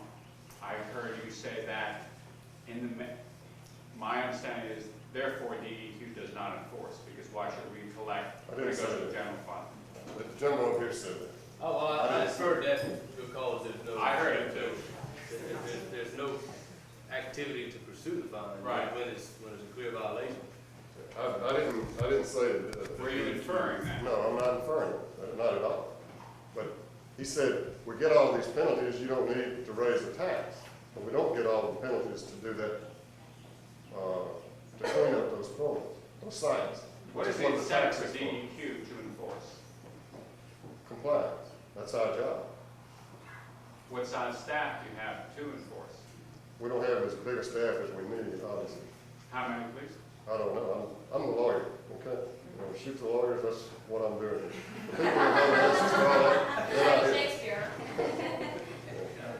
I don't know how many we have, and that's information is easily available. If you would like, if you can get it, call or write somebody, they can tell you all of that. Jim, I'm trying to think when it was said that enforcement would go up. Enforcement went down, and then we were promised that it would go up. Has it gone up, and how much? I haven't checked, but it needs to be checked. If it hadn't gone up, it needs to go. I don't know what's going on with it. I didn't come down here to talk about it. I didn't read about it. It's not my job, so I don't know. Sorry. Yes, sir. Jim, we got a real problem this session that the things that DEQ says they want to do here, that the governor says he wants to do, are things that need to be done. And yet, the groundwork is not laid for a big upwelling of public support for these provisions, because the bond is broken between the agency and the people. And how are we going to fix this? And particularly with these lobby, I know you're actually, if Secretary Kucharski was here, he'd be telling you, sit down, Jim, don't talk to us, I can talk to you. I can't talk to a legislator. Okay, but I mean, it looks like there's absolutely no way that this can be carried to the legislature. I mean, it's like, it strikes me that it's just paper. I just don't see how it can really become reality. Well, that's what we want you to help us make. I know, and I know you are. I believe you are. I actually sit on the governor's environmental task force. Yeah, I know. And I don't know how how I you can going to tell lobby? Yeah. How are you going to lobby now? What do you think the lobbying rules are going to keep you from? Well, we've been told that in order to do anything, we have to resign. You're not ridiculous. And we're not even paying a cent. I think, no, I'm not going to say it. I think what's happened is, I think we got that strict interpretation, and broad as it is, for somebody to file a suit to declare the lobbying bill unconstitutional again, which will put us back where we were 2 years ago, with no bill. That's what I think. But I mean, we also have, here was the same governor who vetoed the tax, what, a year and a half ago? Now we're putting it on again. It's like. The legislature, he didn't veto it, the legislature. He allowed it to become law. And that very environmental advisory board asked him not to. Now, They asked him to veto the law that. That's right. That's good. We passed a law, the legislature Yeah. passed a law that reduced the tax. Now, is there a possibility, I know we heard Representative Holden talking about the transportation part of the tax. Is DEQ willing to entertain a transportation tax as part of their package? I don't know the answer to that. I've already, when I met with Bill Petrosky 3 weeks ago, he said no. Okay. I So, don't see, know, nobody's that may talked be to me the big about entree that's needed for the kind of public support that we are. the complaint I've heard about the tax is just general, that the transportation tax basically taxes smaller people. The people that are big enough to have disposal facilities on the plant don't have to pay. I've heard all that, and I've heard Yeah. department heads at DEQ refuse it. But, I mean, I know the data is not there to support it, but, this may be the breakthrough that's needed in terms of getting public support for this effort. I'll talk to them about that because I don't know. Yes, ma'am. Jimmy Long had a House Study Resolution 18 that came up for appropriations in the fall that requested a resolution, a study resolution, stating something to the effect that funds generated from municipalities would, rather than go back to the department, be returned to the municipalities. Can you tell me where that is right now? Work's being done on that. There's proposed legislation, as I understand it, to put back part of the fines into the community where the problem occurred. It was my understanding that Long's study resolution put all of the money back in the community. It may, I hadn't seen I saw the resolution, proposed legislation, I don't know how that's set up. What's the position of the department? I don't know. We have instituted, actually, in settling these claims,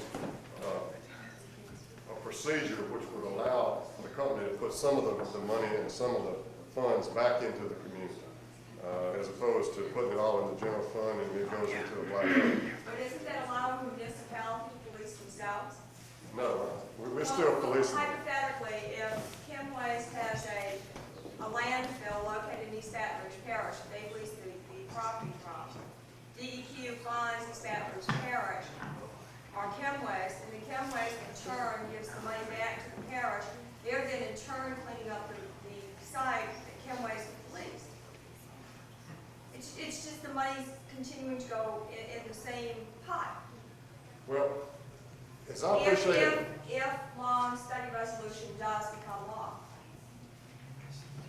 I'm not familiar with how it would work with municipalities. I thought it was more broad than just municipalities. The But Louisiana Municipal Association instituted this, Jimmy Long introduced it. that's all I know about it. We're looking at now is a proposal to put a portion of all the fines back into the community where the Back into the incident occurred. municipality.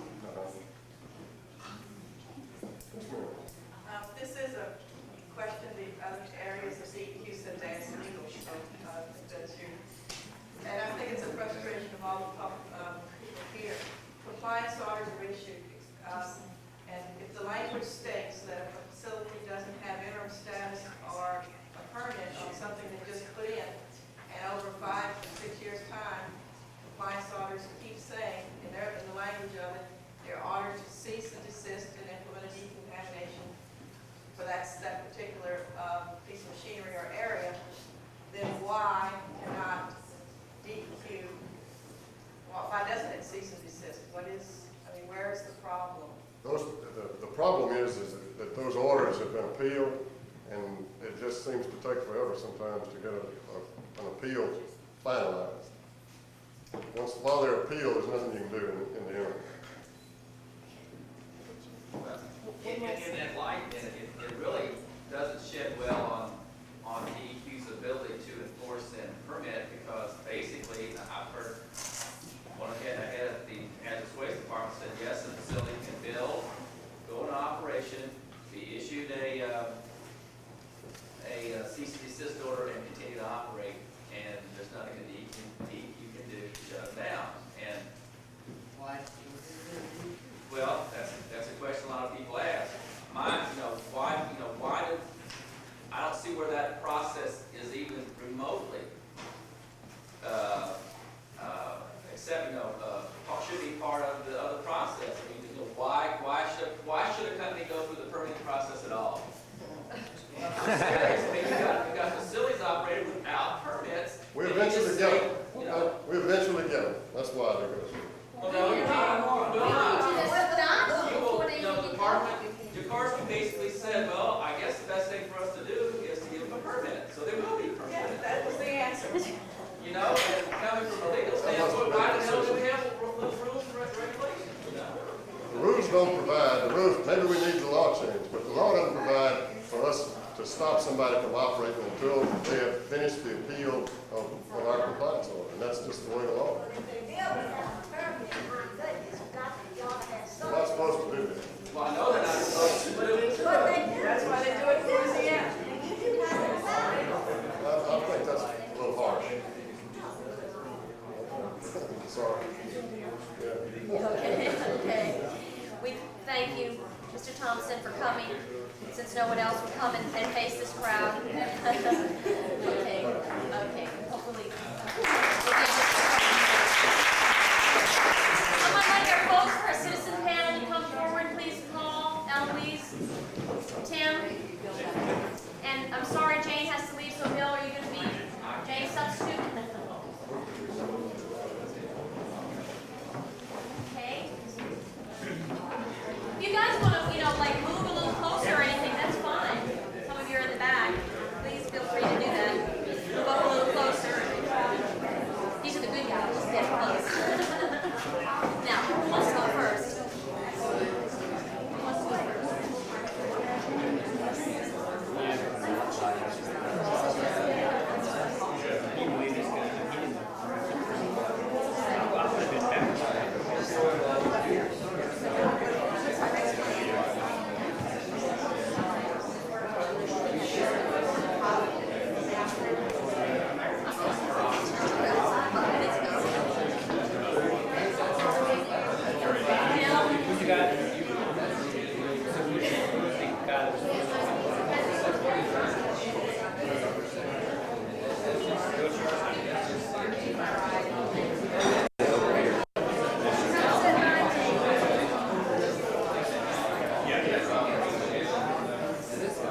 Okay, I think we're ready.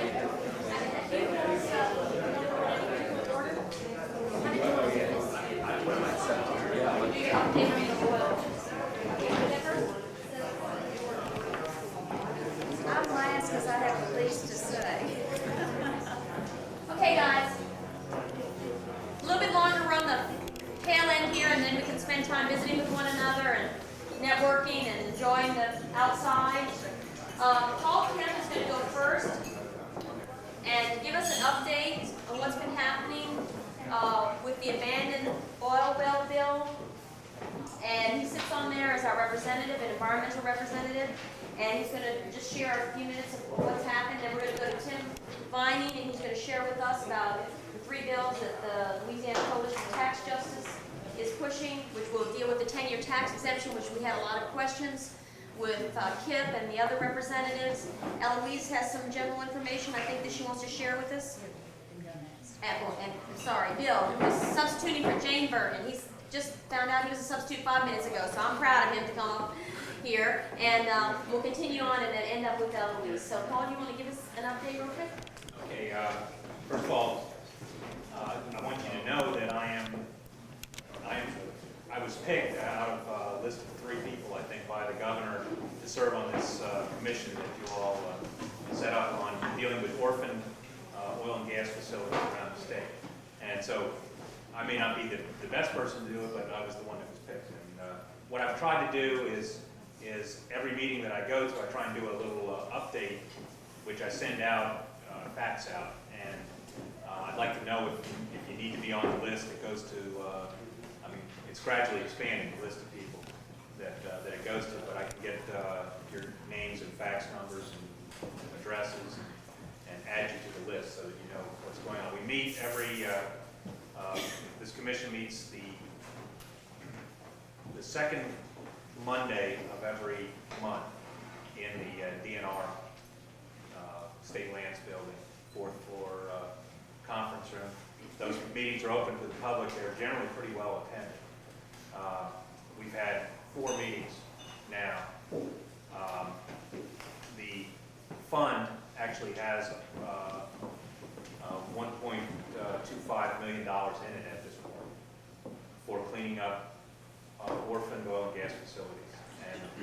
And it's largely viewed by the participants in the committee as by the the Secretary of DNR and the Commissioner of Conservation as a fund to plug wells, essentially.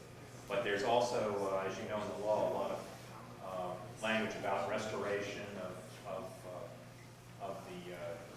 the landscape and that kind of thing. That has gotten very little discussion up to this point. I serve as one of two representatives from the environmental community. The other representative is Randy Langto from the Louisiana Wildlife Federation. So we are two conduits for getting your input into this process. I would have to say that up to this point, I've received relatively little input from folks out there.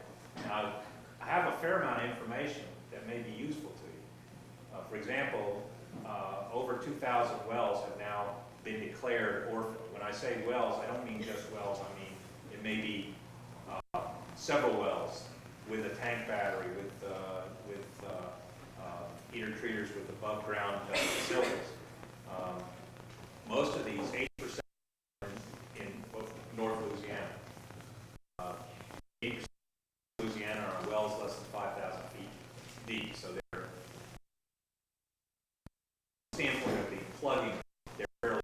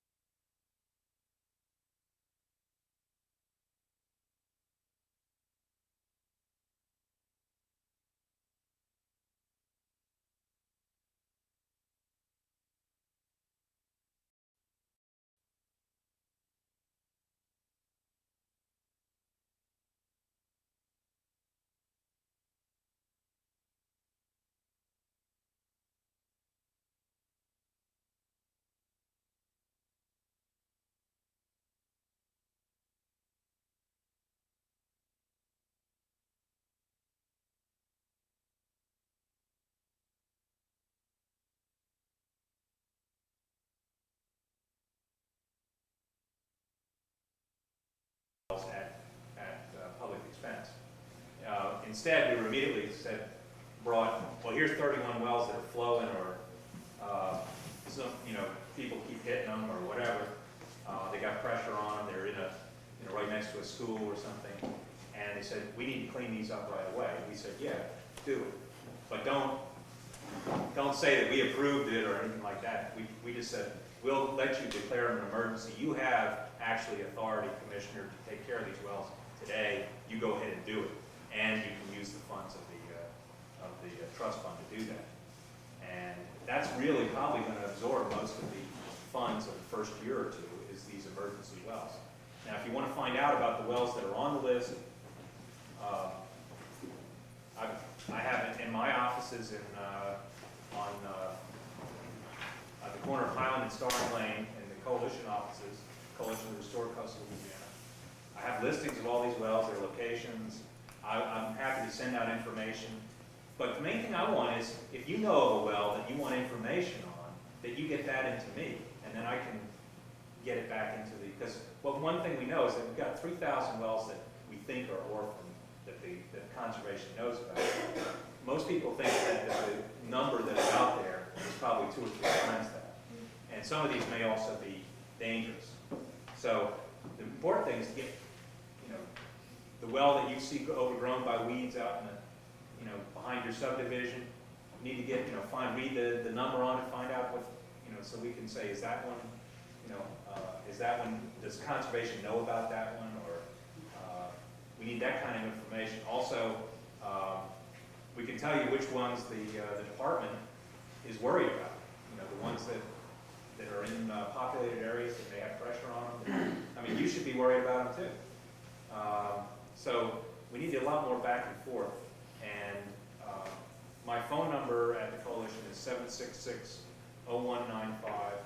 Our fax number is 766-0229. Terry Bewick, who was here earlier, also works with me at the Coalition. And And we do have all this computer listings and whatever are available for you to look at. I mean, you could also go to the Department of Conservation and get it, but you may prefer to look at it in our offices. Just be aware that we're there. Now, there are a couple of legislative issues coming up on this oil field restoration tax. First of all, the fund, which is industry contributes to the fund, is not a protected or dedicated fund. And there's a lot of concern that it will be used for other purposes. So there is quite possible that there will be some legislation to try and dedicate that fund. The second thing is that the existing legislation didn't deal very well with the problem of most of these wells have liens or ad valorem taxes due on them, and the problem is you send a contractor out there to plug them. As soon as he hooks up to the well, the sheriff comes and impounds his equipment, and he's got a long fight to get off the site, and the well never gets plugged. That has to be changed, and so there will be probably some legislation to protect contractors working under this in the public interest, basically. So that may be the main concern, I think, of a lot of the public is that this fund is going to be misused. That contractors will be mostly brother-in-laws, and that a lot of money will be spent, and we won't see a lot of wells come up. And all I can say is that my experience on this commission is that the folks that are on this commission are really interested in trying to do a good job and see that doesn't happen. I'm not clear that all the safeguards are in place, but certainly we need more involvement and the more interest we get from folks like you, the better job we can really do. So encourage you to get in touch with us. Thank you, Paul.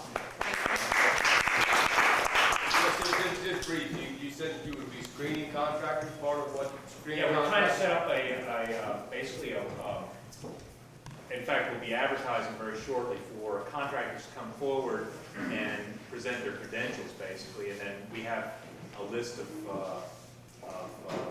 types of things we'd like to see, and then a list will be created. We estimate that the list probably will include a couple hundred contractors, and there'll be some effort to, and this has been done in Texas already, so it's not. I would just urge that you push your screening beyond what they submit you, because the facility we live next door to has been contracted by Conoco to clean up a norm contaminated field, and this contractor wasn't licensed to have any of this norm. So now we have norm contamination next to our house, and there was no proper licensing or anything. So Conoco didn't investigate this operation, make sure they were properly licensed to do these things that they were contracted to clean up in the field.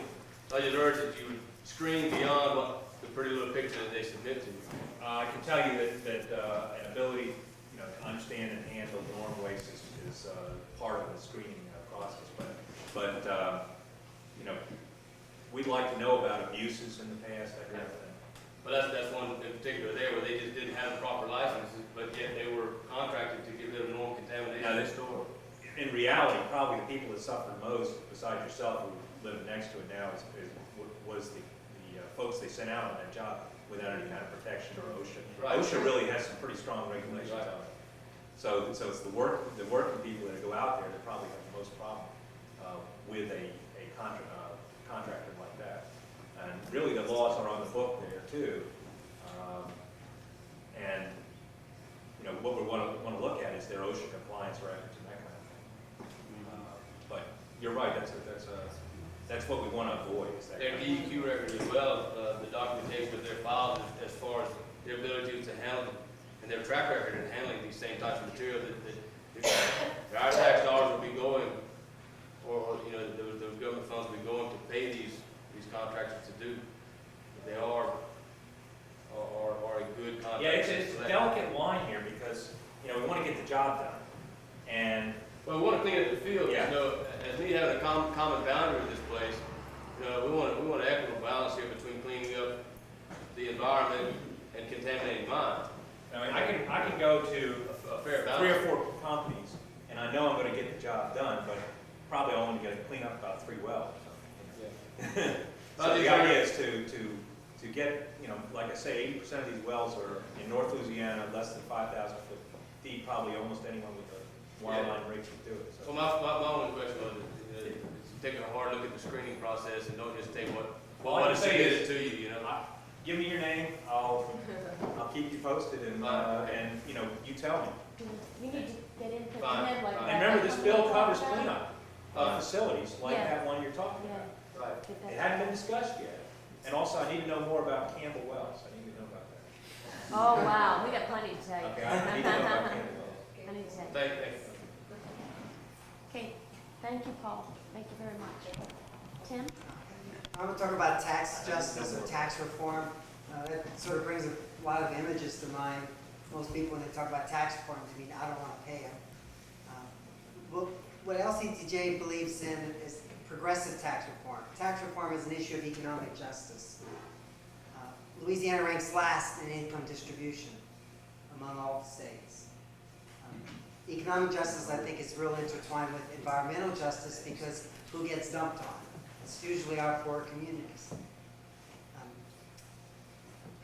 Now, example of Louisiana's regressive tax structure, contrary to what we're told that the poor don't pay their fair share.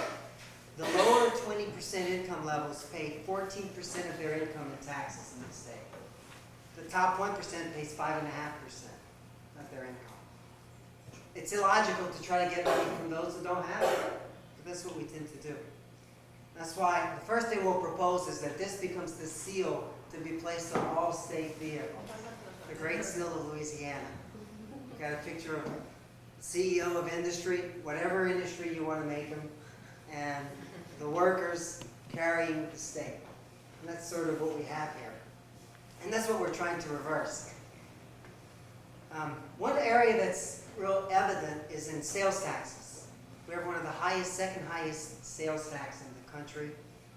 Again, the lowest 20% of the population pays 11.8% of their income in sales and excise taxes. The top 1%, 1.9%.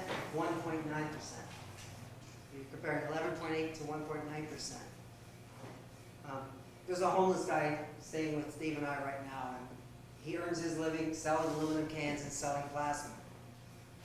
He's taxed on every single penny he earns because it's all spent for necessities. They're the easiest to get through the legislature. And another problem with sales taxes is they're not deductible in your federal income tax. Public Affairs Research Council just came out with their study showing why Louisiana citizens pay more federal income taxes. Because we rely so heavily on sales and excise taxes, which are not deductible. One thing we're trying to propose, and it's difficult to get this through the legislature because we collect, what is it, Steve, over 50% of our taxes in the state come from sales taxes, compared to an average of about 18% for most states. So we're heavily rely on sales taxes. One thing we're going to do this year is, if they're going to try to reinstitute this 1% tax they added last year on food and utilities, we're going to fight against that. The biggest thing we want to do is change the discussion. Last year, LSU was saved with a sales tax. There's no need for that. There are other alternatives. We can play around with the exemptions. For example, food for animal consumption is not taxed. Food for human consumption is taxed. I think there's a problem. Pesticides are not taxed. Tap water is taxed. I think there's a problem. So just shifting around the exemptions, we can get some funding there. Also going to have to look at our income tax, which is probably the fairest tax. We can lower or get rid of the cap and the higher level income people, increased income on the wealthy. So we don't rely so much on state sales taxes. That's what we're doing for sales tax. The big thing we want to do is reframe the discussion so it's not, sales tax versus homestead exemption. There are other alternatives. The industrial property tax exemption. That's what we're going to spend most of our energies on, and that's been talked about so far. The industrial property tax exemption exempts property taxes for 10 years for companies that add on to their plants. LABI tells us it produces jobs. It's a lie. no matter how you look at it, all studies, I don't want to bore you with studies, but the studies show it's a lie. According to the Louisiana Department of Economic Development, their own studies, these are people who support this tax, this exemption. According to their figures, since 1980, only 10% of the exemptions produce jobs. Only 10% of the exemptions granted. 10 years later, that company was hiring more people. In fact, the most common request at a Board of Commerce and Industry meeting, and I go to all of them, the most common request is, we need more time, we're late in filing our application, which means after they've already expanded the plant, they're asking for an exemption. It's a windfall. It's corporate welfare. It's not inducing. The next thing we're told is it's going to retain jobs. Wrong again. Gave the example earlier, Bayou Steel got the exemption with 689 jobs. 5 years later, appealing for a renewal. They're down to 400 jobs, and they get the renewal. And of course, they're also polluting. I'll talk about that. Small businesses are forced to bear the burden. What happens is, with small businesses, they don't get the tax exemption. I doubt if this restaurant here is getting an industrial property tax exemption. Small businesses are where the jobs are created. They're not entitled. So what happens is they end up bearing the burden of the property tax burden. Talk to small businesses, it's a big problem. Kevin Riley, who administers the program, Secretary of the Department of Economic Development, himself, probably a slip of the tongue, I don't know if he's probably eating his words, he said before a committee in the House, it's absolutely useless. Now, I immediately fired off a letter to the editor applauding him. I think he'll try to retract that statement. He's also the same man who called the Louisiana Banana Republic a while back. But he even admitted it's useless. It's not working. There are other alternatives. There are other ways of trying to create jobs. This is specifically, these are the bills we're working on. First one, Kip Holton mentioned local approval. Well, before I get to local approval, the first one is education villages. We want to force those receiving the exemption to at least pay school taxes. All other states require them to pay school taxes. $100 million a year is lost annually, just to schools. Our schools are losing $100 million from this one program alone.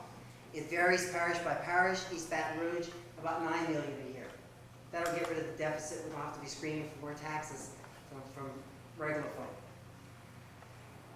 And again, you know the statistics. We're last in the high school graduation rate and all that. Our children deserve better. Senator Cleo Fields, when he introduced this bill in '91, said, we're the only state where education subsidizes industry. And so we've got that bill we're introducing, and we hope to at least force them to pay school taxes. The second bill to reform the exemption is to require local approval. Similar to the enterprise zones, they require the local parish body to approve these taxes. $300 million each year is lost to local governments. Those most affected have no say. The state board makes the decision. Difficult to consider the environmental revenue. Local citizens don't have a voice. We're thinking with local approval, citizens can have a greater voice. Again, it's ironic that it's much easier to keep a rehab out of your neighborhood. It's easier to keep low-income housing out of your neighborhood than to keep a polluter out of your neighborhood. Locals have no say in this tax exemption. Even Sid Moreland, Representative Holden, said he found religion. He mentioned, it was quoted in the paper saying, they need to be tied to the company's environmental record. So, you know, for environmentalists, I think we have a lot more say as to what's happening in our local neighborhoods if we had local approval of these tax exemptions. That's why Kip Holden's sponsoring legislation for that. If we get those two bills, those constitutional amendments passed, we'll catch up with Mississippi. Because they've already done this. What we're asking specifically what you can do is, we have a postcard campaign out on the table outside. We have stacks of postcards. Please sign one and take 2 minutes. Send it to your reps or your senators. We're meeting with all of them that we can about it. If you haven't join Louisiana Coalition for Tax Justice. Get on our mailing list. We can keep you informed. Tax reform doesn't just happen. We need a lot of grassroots support. LABI has a strong lobby, you know that. And they're right down our throat with this. You know, with their lives, with their myths, it's creating jobs and all that kind of stuff. We need to get the word out. We're gonna have a rally the day of the legislative session, the first day of the session. Want as many people out there as possible. To know that citizens are aware, we want tax reform, they want tax reform. Write a letter to the editor. You may have seen some. We had a few in The Advocate recently attacking the industrial tax exemptions. That works. That gets the message out. You know, usually when a letter to the editor comes in, our office gets phone calls. So just publicize. Let people know these are just tax giveaways. They're corporate welfare. So if you have any questions.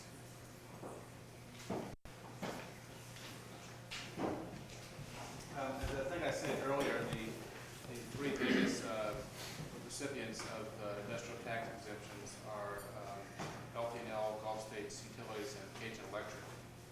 Are you considering doing anything in the reforms on that, or is it too big of an issue for this legislative session? It would apply to all industries getting the tax exemption. But I mean, obviously, since they're not, I think they sort of barely kind of pass the hurdle of what, I mean, they don't really pass the hurdle. I mean, they're not really located here. They're already, companies that are already here. They're not, if the idea is supposed to be an inducement to come here and create a job. That's the theory behind it. Yeah. It's not applied. Yeah, it's interesting that the utilities have argued in the past, well, this is going to be passed on to consumers, but the actual effect of it has been to use these funds to build the most expensive type of power plants possible. They basically use these funds to build Waterford 3 and Riverbend. So you could actually argue that the tax exemption has caused utility rates to go up. Anyway, I know that Coalition for Tax Justice had done some work on that in the past. I was just wondering if you were going to be including that in legislative. Yeah, well, I know we've tried to tie it to retention of jobs, so exclude companies like that, because obviously if we're going to do some people are coming here, we need to have utilities. Right now we're just trying to apply it all over. What's been happening is we go to these meetings and we keep attacking companies individually. And it's a real drain, you know. For example, Seaberghetti, companies, terrible polluters, you know, we go in. According to the Constitution, they're supposed to consider what's in the best interest of the state. It's that loose the language. You know, we say they're not, this isn't in the best interest of the state. But the language is so loose that we say, well, yeah, it is.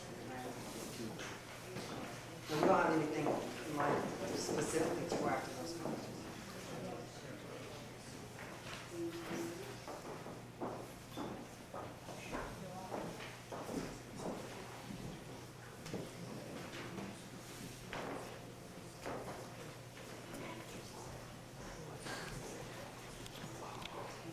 Guess I'm next. Thank you, Tim. Thank you.